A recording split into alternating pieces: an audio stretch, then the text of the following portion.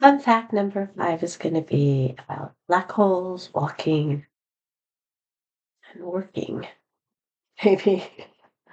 Um, there are a few days here where I just feel like I was doing something on my phone or on my computer, and all of a sudden the daylight turned into darkness. And when I looked up from everything, I was like surrounded by darkness, and I didn't even realize the time went by. And that's kind of like a black hole and a time slippy thing where the day just goes by and you don't even realize it. I don't know if that's ever happened to you, but it's happened throughout my life quite a bit. Sometimes it's not even a black hole. Sometimes it's like you're talking to somebody and having a cup of tea or something, and you meet at 1 o'clock for tea, and then all of a sudden it's 8 o'clock at night, and you don't know how the time went by.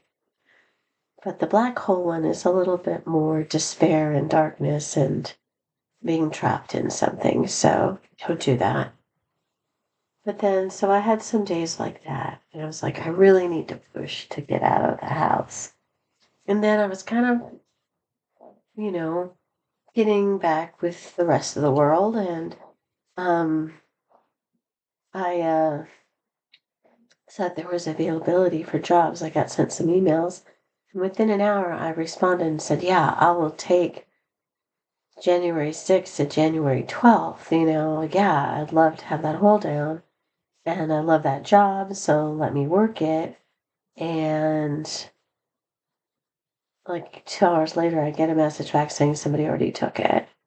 And then there was another one from the 6th to the 30th, which would have helped my finances so much. And they said somebody took it. And like hours later, after I asked to have it. And so I'm like, okay, this isn't working really well. Maybe it's just not meant to be for me to have money and work. And then, like at 6 o'clock on the 6th, it was like, can you come in within the next, like a half an hour ago to work this job that you wanted to be put in for, but just this day because somebody has the rest of it. I'm like, well, you think you would have found that out last night when you sent the email that somebody took the whole shift. I'm not really good at the last minute when you come in or the morning of a lot. Like if it's like they call you at 8 o'clock and they want you to be there at 8:30. That's not enough time for me to even get my coffee. So, and if I decided to sleep in because I'm not working, or I know I'm going to be up late, or whatever it is, or I was up late the night before because I didn't think I was working the next day, it just is not really good for planning if you don't know what you're working ahead of time and you have to kind of figure it out. But I was willing to like jump on it and rearrange things so I could be there during that time, and I didn't get them. So it kind of put me back into some despair and not feeling worthy and not feeling valued and not feeling that I was going to get anywhere. But then I eventually pushed through all of that too. And I went for a walk, and it was my hour walk. I went out to the ocean and I walked. There's a beach by a very popular beach. I'll probably say the name because it's part of the story eventually. But I walk and I sing and I dance, and I was singing and dancing and walking and still kind of in a bubble, still kind of floaty, floaty, still not attached to the world, still not just enjoying the sun and the ocean and the green and of the grass and the gray of the rocks and the birds flying around and just kind of flying with them as I'm walking and singing and dancing. And then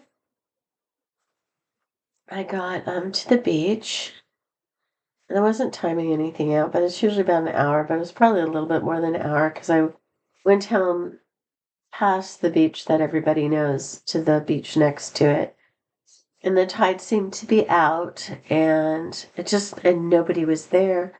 So I walked down and I sang on the shore and took my shoes and socks off and pulled up my pants and ran through the waves on the shore, not too deep, but nice, touched my hands in the water and sang and played. And then I was gonna sit down and kind of dry off my feet and wipe off the sand and try to put my shoes and socks back on. And I saw these two young girls who eventually told me they were from Sacramento. And they were trying to take pictures. And I said, "You should sit on this rock and let me take some pictures of you." I did it for my daughter and her best friend, and there's some really good pictures. So let me do this for you. So I took pictures of them, and then I made them pose different ways and everything, and I had a lot of fun taking the pictures. And I said something like, "Oh, and they're like, that was so sweet of you." And I'm like, "Yeah, and I don't even get paid for this, you know? It's just what I do. I like to take pictures." And I think I've talked about taking pictures on my walks of other people from other, this is a very tourist destination. So there's tourists from all over the world. Sometimes there's 20 of them, and you can't take a decent selfie, even with a stick, of 20 people next to the ocean. So I always grab their camera and take a picture and give it back to them. And so, yeah, so I was doing that, and I, um, this Asian lady comes over, and she doesn't speak English very well. She's very pretty, a little bit older like me, and very pretty. And she asked me if I would take pictures of her, and I said, "Well, climb up on this rock and let me take some pictures of you." And she was like, "Okay." Well, this lady was like a professional. I didn't have to tell her to pose or change her position or, "Hey, if you stand here, I can get this kind of, the sun's just hitting it right." I didn't have to do any of that. She just went to those positions and I just took those pictures. And she was really good at posing and stuff. And I said, "Oh, you're a professional. You've done this before, you know?" And I talked to her a little bit and talked to her and took a bunch of pictures, and she'd overheard me with the girls. That's why she approached me. And she heard me say, "Well, I don't even get paid for this. I just do it because I like to take pictures and I like to help people." So, and as I was leaving, I decided, okay, I'm just going to put my shoes in before somebody else asked me to take pictures of them before it gets dark, because gets dark around 5 now. And it was like 4:45, and I still had like at least a half an hour walk home. So I'm like, I better get going, you know. So I walked up the stairs off the beach, and but I grabbed my shoes and socks in my hand, and she came over to me, and I finished taking her picture, and I grabbed my shoes and my socks in my hand. I was gonna walk up the stairs, and she goes, "Oh, come here." And I said, "Well, are you visiting here, or do you live here, or?" And she goes, "Well, she's like visiting." And then she took out her hotel key card, and I'm like, "Yeah, you don't do that with people who, gotta be careful, girl." And then, she shoved $5 in my shoes, and I'm like, "Oh no, you don't have to do that. It's okay." And she's like, "No, no, no, you're so sweet. You're so sweet." And she shoved $5. And I was thinking, "Oh, look at that. Just me being me. I made $5 today. Forget trying to sign up for substituting jobs. I'll just go for walks, take pictures of people, and maybe I'll make $5 every once in a while. That'll be enough, for something." And so I thought that was really funny. but, but it made me kind of feel valued and that I had worth. And then I walked up and I was walking past the sign of the main beach, and it says Lover's Point. And there was a couple, and she was taking a picture of her significant other by the sign. It was just the two of them. And I walked up to her, I put my hand in front of her, and I said, "No, you go over there, give me that. You both need to be in the picture." And so at first she's like standing here, excuse me. She's like standing here, and he's standing there, and it says Lover's Point, and I get a really good picture. with the sunset and the water behind it and everything. And I said, hey, I'm really picky, so sorry. I said, so you're going to have to, the girl over here, I'm like, you're going to have to move over here. You both cover up the word point, because you guys are lovers, right? Me. And they're like, well, yeah. And I'm like, lovers. And there you are. Forget the point. And they're like, well, thank you so much. That's so sweet. And they didn't give me money, but hey, that's okay. It was fun for me. And then I walked home, but I was feeling good about